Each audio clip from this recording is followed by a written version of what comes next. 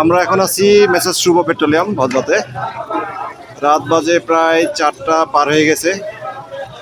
দেখেন এখানে কত মানুষের লাইন আর কি, বাইকের লাইন এক কথায় তেলের জন্য। দেখেন কত মানুষ।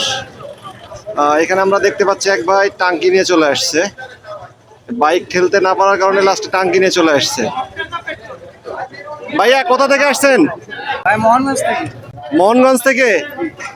বাইক না নিয়ে এসে এভাবে টাঙ্কি নিয়ে আসার বুদ্ধি কই পাইলেন? কি বলবো, বাইক 1 লিটার তেল নাই মানে এখানে আসার মতো, মানে পাম্প পর্যন্ত আসার মতো কোনো অবস্থাই নাই আপনার, অবশেষে টাঙ্কি নিয়ে চলে আসতে হলো। কি অবস্থা! তেল দিবে না ভাই।